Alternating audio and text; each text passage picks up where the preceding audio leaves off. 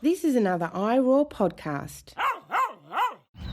Welcome to Wildly Unplugged, sharing stories of nature, conservation, and creativity. Discover what develops when you unplug and step outdoors. Peter, thank you so much for being here today. Hey, it's really a pleasure, Lauren, and looking forward to our conversation. Absolutely. I can't wait to talk all about your travels and photography, but I want to know where you start. What was your career before Peter started traveling the world and taking photographs and doing a podcast and all that stuff? Okay. Yeah, before that, I was in Australia, based on the East Coast, and I had my own training and coaching business. So I've got more than 20 years coaching experience, and I was working with one-on-one people through to businesses and stuff like team building in organizations. So yeah, that was me in Australia. And then, yeah, I traveled and around and ended up here in Germany where I met my wife. And from there, because there's about 44 countries in Europe, so the opportunities to travel and engage with different cultures are just more abundant here than it is in Australia, where you have to fly to somewhere like Singapore, like it might be an 8-hour flight from Brisbane, where I was close to where I was living, for a cultural experience, or Fiji, which is about, I think, I don't know, it might be a 4-hour flight, 5 hours. Here in Europe, like we're 2-hour drive to Prague.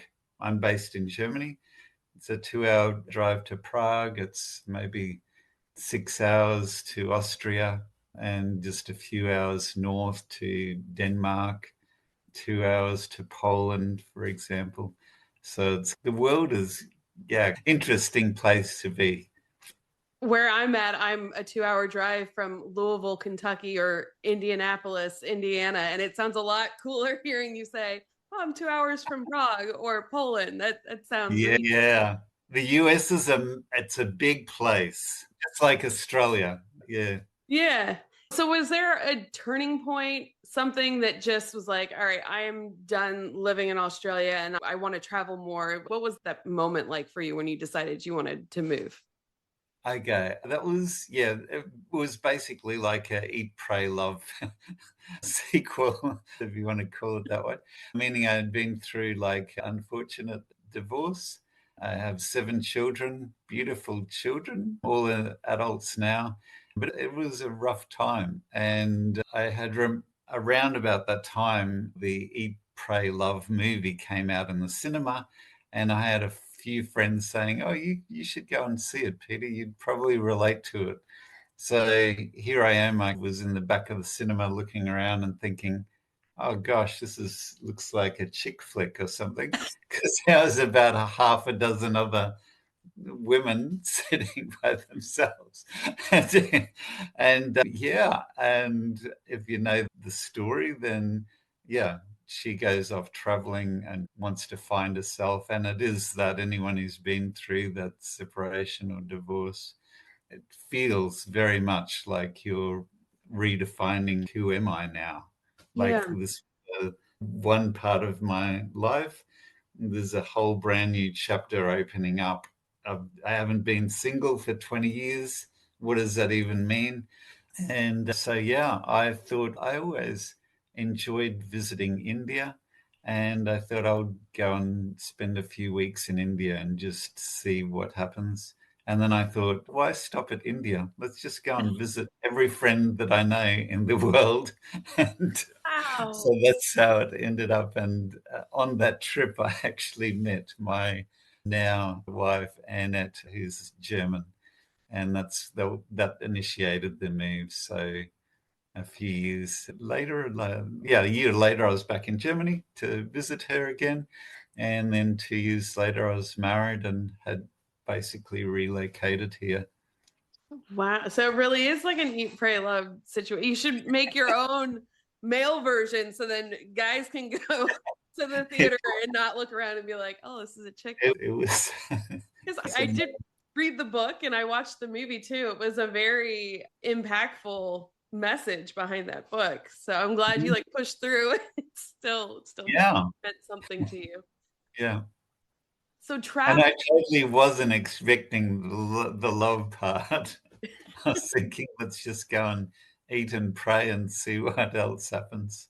Yeah, So, you just opened yourself up to adventures and love found you, huh? yeah, I guess that's a good way of saying it.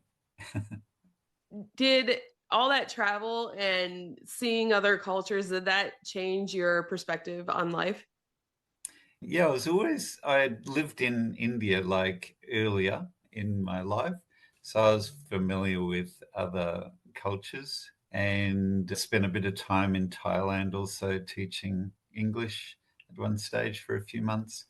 But yeah, on that trip, I did visit a few countries that were not on the typical tourist list, like Iran and Kazakhstan and places like that, that did change my perspective of the world.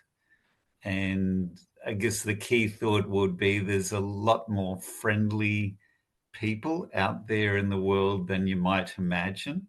If you're just focused in on like a tiny media bubble, they're just dealing with an inch of news from each place. And it's usually the worst thing that's happening at the Mhm. time. Yeah.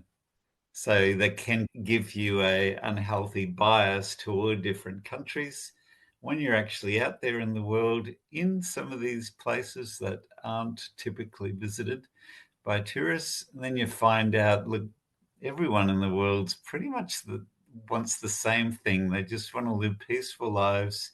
They want the best for their children. They want love and happiness and everything that we do in our Western countries. Beautiful. It's good to hear that those places aren't really as scary as like the news makes it out to be. And I think they just focus on And the bad. they can, as you would know, there's parts of US you wouldn't walk alone at night, for example. I visited Philadelphia, and that was just, it was like visiting a different planet. I had never seen people.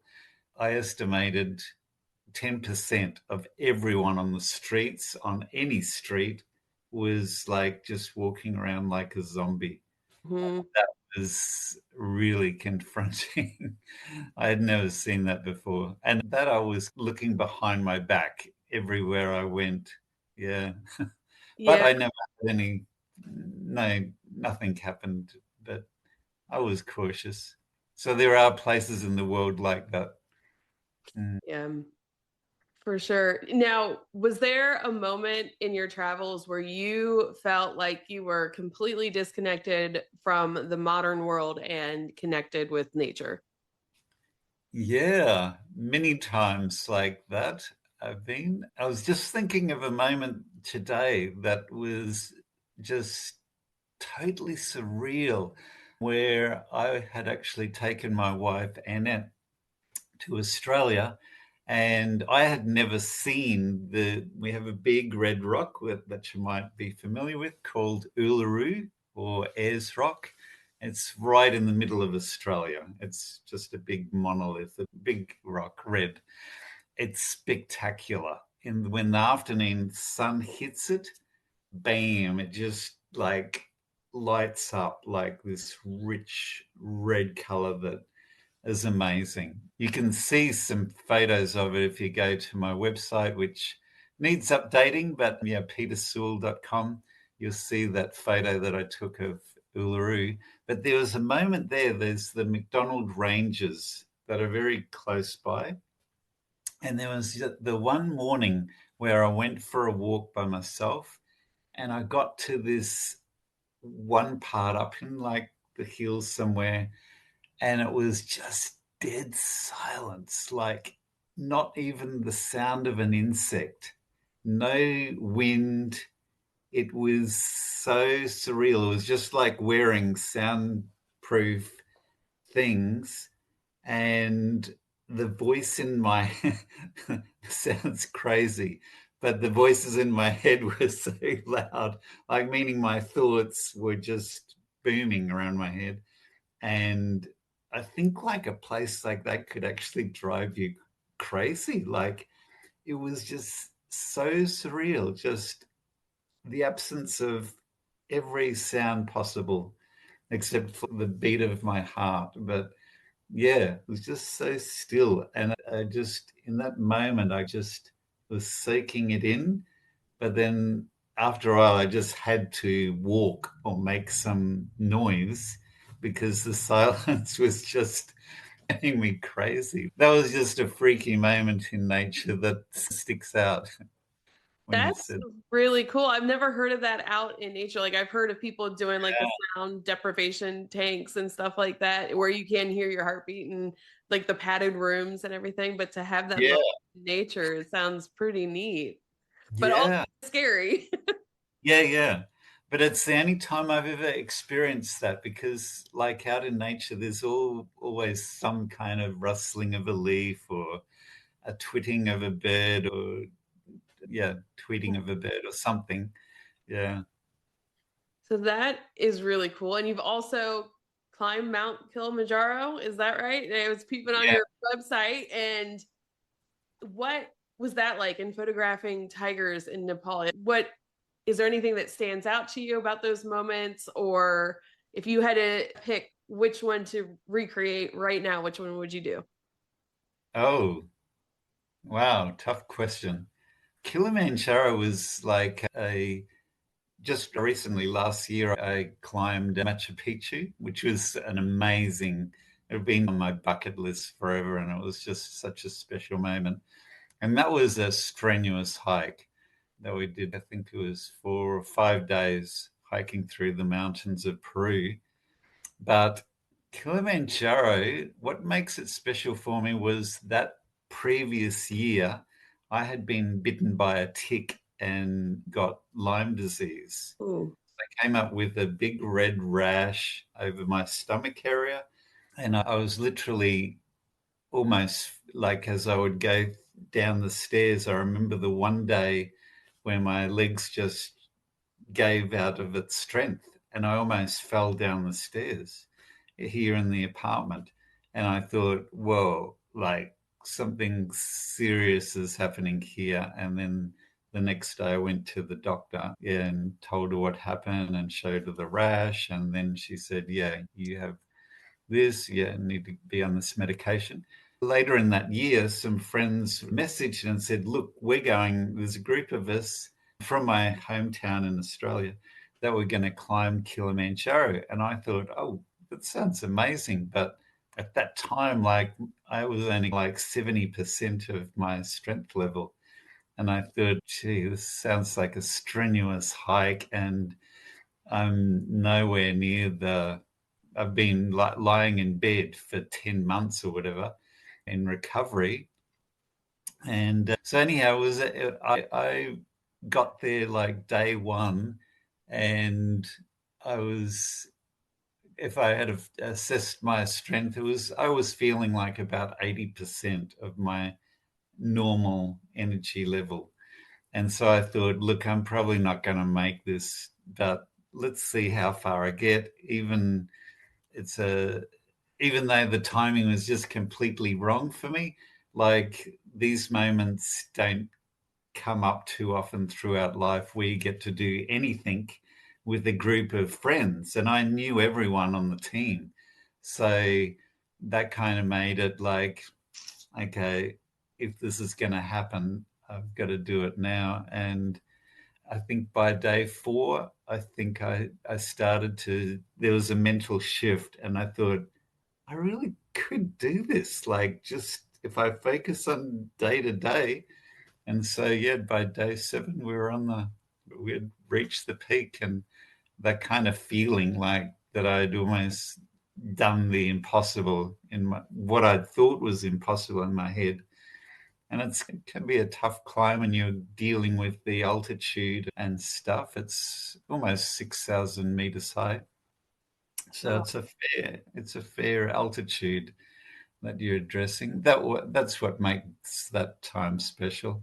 And then Nepal photographing the tigers, that was I don't know, you just see photos and in books and documentaries on TV, and to come literally face to face with the tiger, and it's a walking tour. So you're just sitting in the grass, and to be that close to a real live creature is just something special when it happens. And there was a lot of waiting around as Mhm. well. Literally, you're photographing flies and beetles, like, and then then it just appeared, crossed the river, and right in front of us. I don't know how far away it was, but I don't know, 20, 30 meters from us. Yeah. That is really cool. I think people Yeah. don't realize that about wildlife photography is, yeah, you're keeping yourself occupied. What's around me? Okay, you got some Yeah. little and insects, and then you get that big payoff, and it's such like an adrenaline Yeah. rush, and it's really cool. What changed your mind, and what got you into photography? Actually, it was a friend of my father's when I was a teenager, really. So I was like, I don't know, maybe 18, and he was very much into birds, and I think when he invited us out to see these, we have these beautiful birds in the rainforest called noisy pitters. Just really colorful, like all of the different colors of the rainbow are on these birds. They have a nest on the ground, so they're very accessible. If you have a pair of binoculars, you can really observe and see what they're bringing to the chicks and things. Oh, So, yeah, he invited my brother and I to go and, yeah, take us out into the forest and show us these birds. And I don't know, it's something, it just, his enthusiasm has dropped on us. And then we were like looking at everything that flew. And actually, I have one daughter, and at the moment, she's just moved to a new house, and it's surrounded by forest.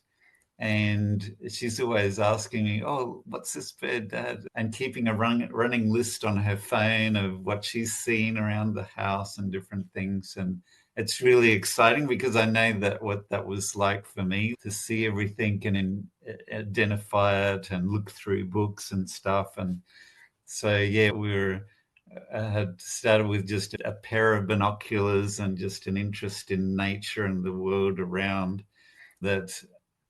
I don't know, you just see the trees, but once you actually, that we were talking about, you have to have patience with nature and sometimes sit hours and just until something happens.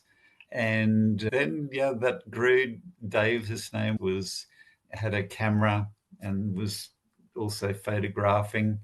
And then, yeah, we got cameras as well. And it was just something that always stuck with me once I started photographing and capturing stuff in nature. It was just beautiful. And I think I won first prize in a wildlife competition, a local show. So that was special as well. yeah. And your photography is amazing. You sent me a picture of a sloth and a little is like emerald colored hummingbird. I mean, so tiny. Yeah.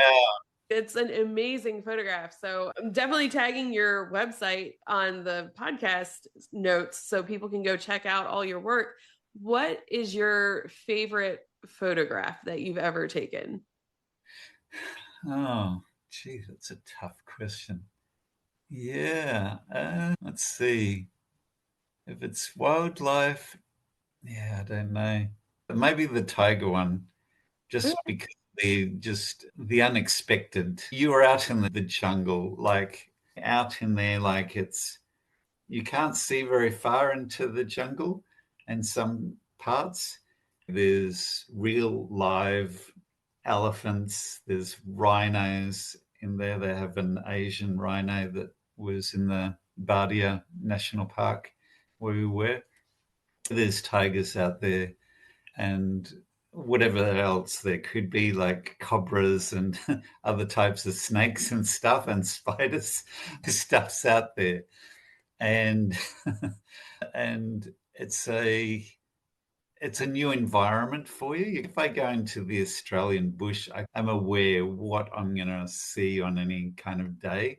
Like you can still get surprised, but here I'm in Nepal. I haven't really read up any magazines or books, so I just know, look, there's a possibility of seeing rhinos, elephants, and tigers, some deers, and things like that. But yeah, it's just the unknown. Like you've got these things that can potentially be dangerous, and you're on foot and you've got a wooden staff that basically they just said if something comes toward, just stick the staff in front of you. Gandalf. Oh my God. Yeah, like a wizard or something that you're gonna chase away whatever comes against you. But yeah, I don't know. There was one time I was in Nepal and yeah, it was scary. Like we were chased by an elephant and Wow. it was a scary event. Just there was a small group of us, I don't know, let's say 5 people in our little group. And then I think there might have been another group that was nearby with about 5 people. And it was just like every man for his life, just sprinting down this road. And you're just reaching the stage where you're thinking, shall I just jump into the bushes and just hope for the best? Or do I just keep going? And, Oh my gosh. yeah, literally it was probably the fastest I've ever run in my life at that moment. Man, you had some motivation behind you. I know. And there was the one girl, where was she from? I think she was from Argentina. And she was just freaked out by the whole encounter. Oh my And, God. and her boyfriend was with her. And he just ran straight past her. I don't have to be the fastest. I just have to outrun you. Yeah. Oh, Just to say that relationship didn't last much longer. it did not. No, it didn't. Oh, And maybe it came back to that one moment where you betrayed me at my big moment of need. yeah. Gosh. So was the elephant being territorial or? Yeah, I'm not sure what it was. It might have just been there's no young babies or anything there. You could hear it might have been like the presence of tourists. I'm not sure. Yeah. Weren't anywhere close to him. Yeah, we were kept at a close distance. And the guides knew what they were doing, but it was just like when they yelled out run, we just yeah, You listen. yeah. Okay. Hiding behind it was hiding behind this tree. And the guide said run. And in my head I just thought one last photo. That sounds and like me. and that kind of photo is special from that trip because I got a photo of him, and then I was the last one to run, but I took off then. That's Yeah, great. That would fun probably memory. be my favorite photo. Yeah, and they probably dramatized it too. Maybe we weren't in much danger, but yeah, elephants don't speak our language. They have their own kind of agenda, and you don't stop to ask them if they're serious or not. But yeah, No, they get the right of way, whatever they want. yeah, that's the only kind of time I felt threatened by nature, and we're in their world. Yeah. Yeah. Because I know with bears here in America, there for different species of bear, there are different things that you're supposed to do. Like black bear, you're supposed to make yourself look big. But we were in downtown Gatlinburg in November, and we're waiting outside for our name to be called to get in the restaurant. And I see this black figure just walking down the sidewalk, and I'm thinking that doesn't look human out of my peripheral. And I look, and I'm like, bear, bear. And I just grab my mom and I'm moving her so that there's like something between us and the bear. But everybody started running. So like nobody did what they're supposed to be doing in the moment. And but the bears in Gatlinburg are getting pretty, they're not aggressive at all, but they are getting bold and they're going into stores and helping themselves to candy at the candy store. And they know, where to Oh, find easy food. So I oh. know that your goal is to see grizzly bears. How are you going to prepare for that? Yeah, I've just always been fascinated. One of my Facebook friends is a real bear lover. And so every time of the year, like I think it's around August, when the bears are eating the salmon, they have these live internet feeds, Oh, like cool. views. So you can jump on this website and watch the bears live, like eating and catching the salmon. And so every year he puts up the link and saying, "Oh, it's that time of the year again." And so ever since I've seen that, I've thought, "Wow, I'd love to see that in person." And I'm guessing they run tours or something, and kind Oh, of, yeah. I guess it's safe because other people do it. Yeah. Yeah, So do you have a plan when you're going to do that? not yet, but Yeah, I don't know. Maybe it could be this year. you totally should. I, I should, yeah. I need to put it on my calendar. Yeah, for sure. That's one of my big wildlife goals, like that I haven't done yet. Yeah. Is the You, grizzly. the grizzlies. Do you have any other like bucket list animals that you want to see? I would love to do a trip eventually to Antarctica and see some of the wildlife down there. One of my friends, Australian friends, has just done it. And I think she saw about 7 different types of penguins Wow. and a number of different types of whales and seals, and the amount of different birds and variety of wildlife down there sounds amazing. It's a harsh environment, so it's, yeah, would feel special to be down there and capture any kind of nature down there. Yeah, Yeah.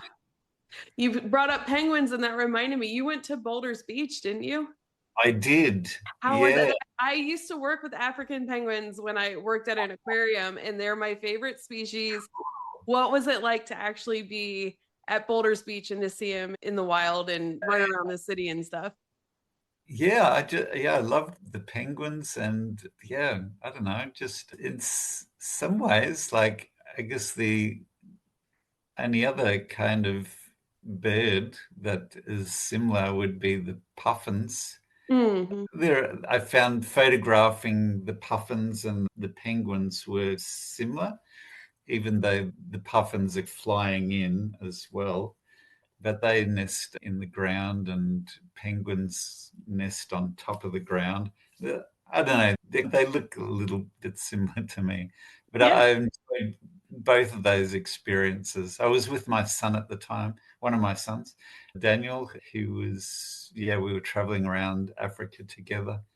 Yeah, it was a good time. And I'd been, just a little bit of the backstory was I'd been mugged just a few days before, pretty No. brutally. So it was a bit of an escape and almost a therapy day to be there in nature and among the penguins. Yeah, it took me about that. I was strangled with my neck, passed out on the ground, and but lucky I survived it. And yeah, I lost my iPhone, but I didn't lose any of my camera gear, so that's a whole new story. But I'm currently writing a book about some of these travel experiences.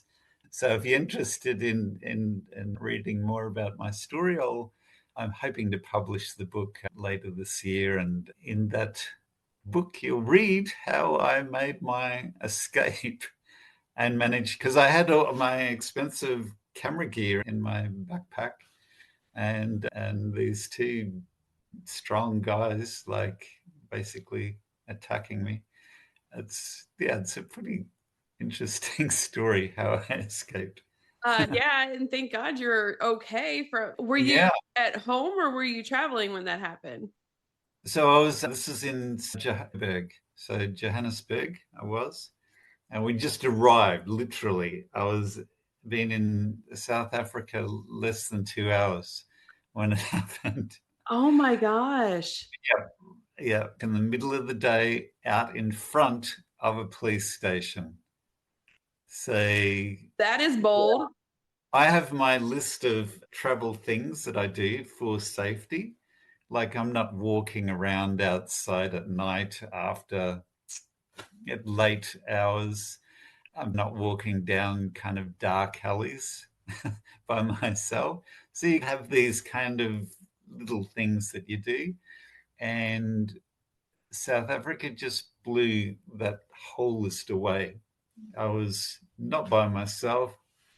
There was thousands of people there, and the locals are just scared of the gangs, and the gangs can get away with murder, literally drop a dead body in the market and run away, and the locals won't say anything to the police because they're afraid.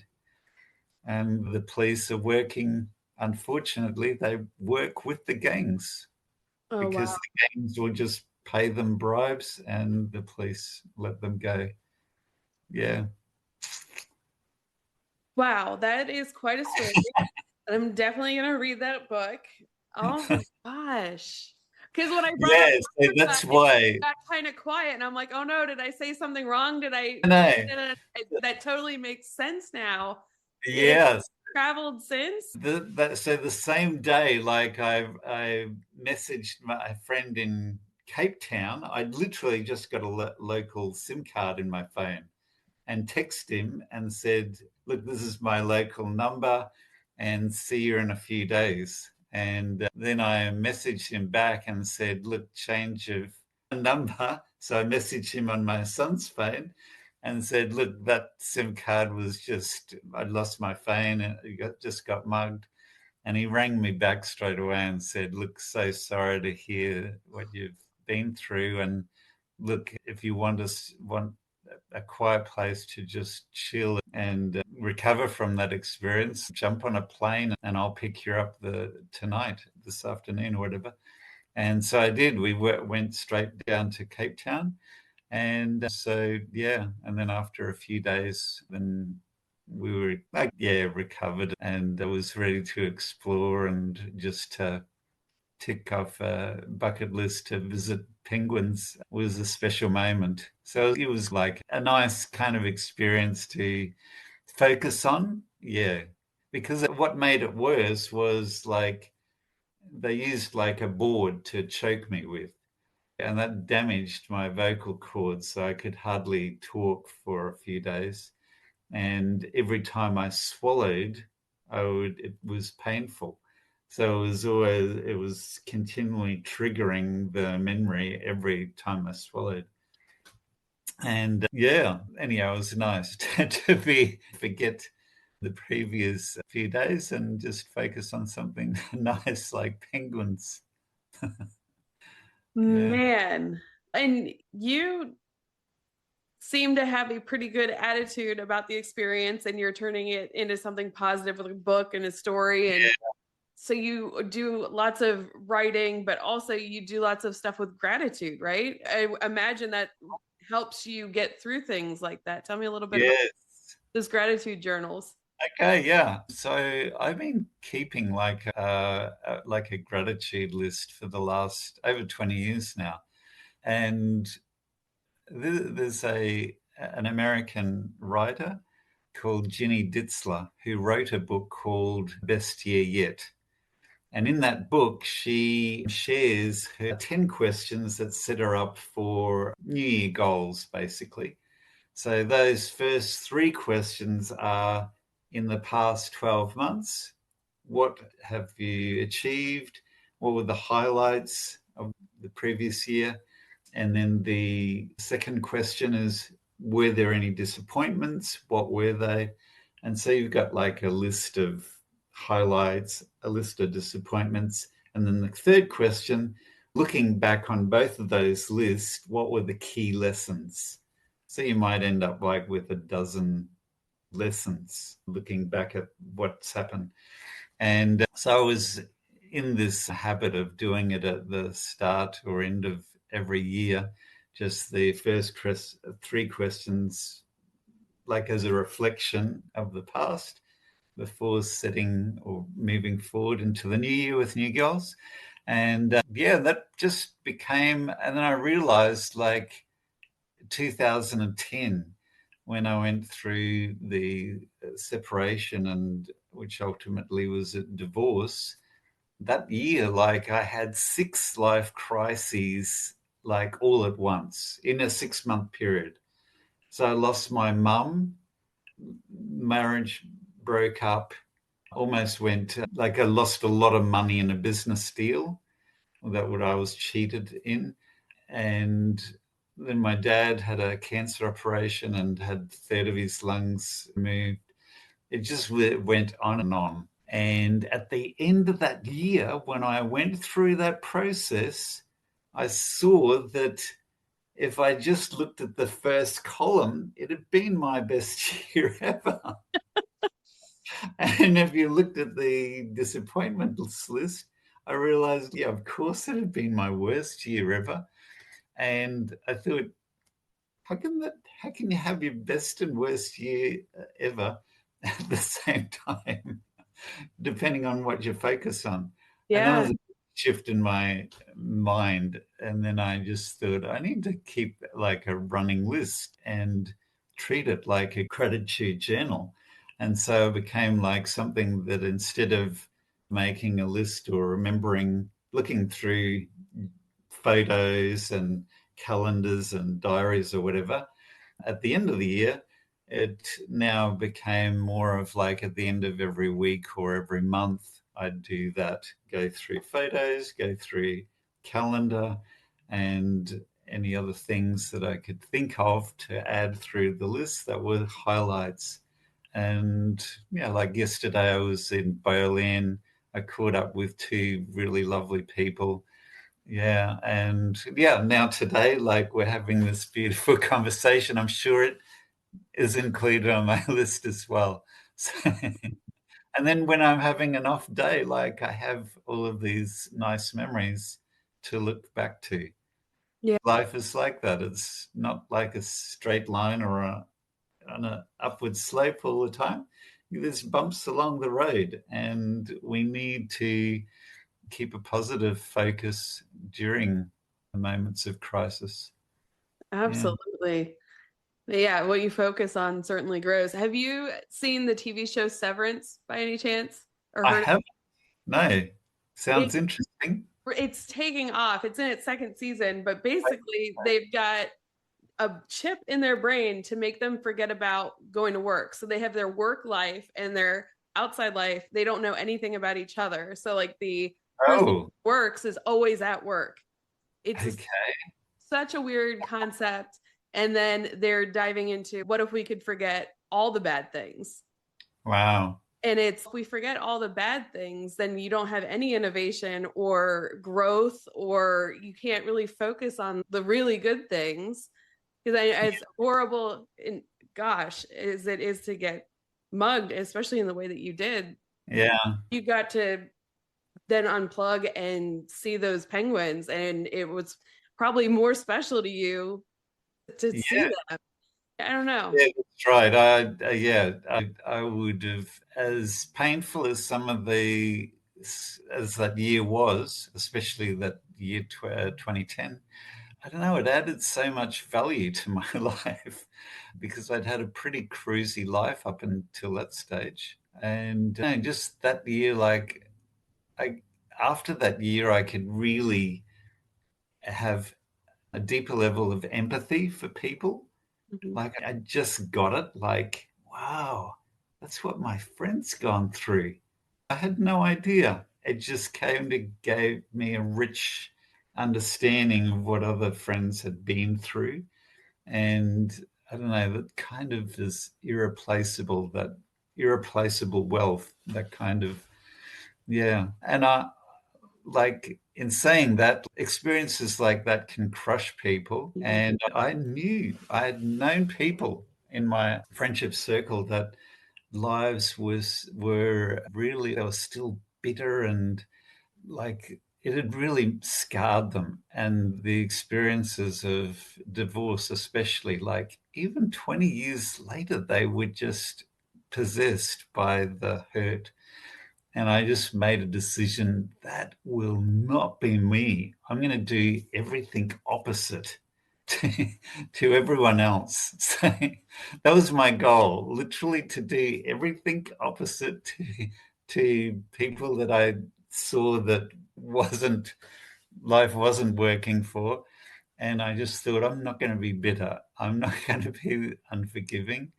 And not to say that people can't forgive, but you've got to make it like anything in life. There's so many challenges that we're facing right now in our world, and you've got to just be literally like the metaphoric duck with the water just running off its back. Yeah. And little tools like keeping a gratitude journal are great for that. It just, yeah. It's like a layer of oil on you, just say that the darkness of this world just doesn't stick the same. Man, we are, oh, wow, we are almost out of time. I could keep going. When your book comes out, I'd love to have you back on the show if you'd like to talk about it again. Where can people find you so they can find the book that you've already written, which we didn't even get a chance to talk about, and see your photographs and all that stuff? Yeah, okay. So I've written a book called Hunting Susan, which is it's written like a thriller, a fast action thriller, and I because of the loss, grief, and loss that I'd experienced through that time, I basically channeled it into a thriller novel, and it's been getting good reviews. So if you love novels, you'll find that links on my website, petersewell.com. Or if you want to see some of my photography, I usually try to update my Instagram. So it's SmileyPete01. So that's on Instagram, or on Facebook. You can probably track me down and follow me. So yeah, and if I'm doing a trip, I'll usually update some of the photos on either Facebook or Instagram. Perfect. And before we go, what tip do you have for someone that would like to reconnect with nature? Yeah, I think you mentioned this like before we were starting to record, that nature's all around us. Like this morning, we're in kind of the start of March now, and already I can start to hear outside my window without even leaving the apartment. I can hear new birds starting to return, and you get the feeling, okay, something's happening out there. Spring is ringing its little bells there. So yeah, just sometimes whatever you're interested in, like you might be interested in just, like for me as an Australian, what I find fascinating being here in Europe is just the changing of the seasons, number one. And in winter, like when it's usually gloomy and dark, I'm just fascinated by the shapes of branches, because in Australia, I never saw that. Like in Australia, the trees have green leaves all year, so they don't drop, and our gum trees keep their leaves. So here, in like things like that fascinate me, and for other people, it might be insects or flowers, birds, whatever it is. You can find it just outside your window often, or take a walk through the park. Yeah. That's really cool. I just noticed this week I'm hearing different birds in the morning too. So like two different parts of the world entering. Yeah. We got the same kind of phonology going on and signs that yes coming. So that's pretty cool. Thank you so much for being on the show today, Peter. Hey, it's been a pleasure. I've really enjoyed our conversation, Lauren. Thank you. And until next time, get outside and see what develops. Wildly Unplugged podcast is a production of Wild Development Studio. The views, opinions, and statements expressed by individuals during Wild Development Studio's productions do not necessarily reflect the views or opinions of Wild Development Studio or its affiliates. Participation in any activities, expeditions, or adventures discussed or promoted during our content may involve inherent risks. It is strongly advised that individuals conduct thorough research, seek professional guidance, and take all necessary precautions before engaging in such activities or venturing into wilderness areas. Wild Development Studio, its representatives, or employees shall not be held responsible for any injury, loss, damage, accident, or unforeseen incident that may occur as a result of participating in activities inspired by or discussed in our content.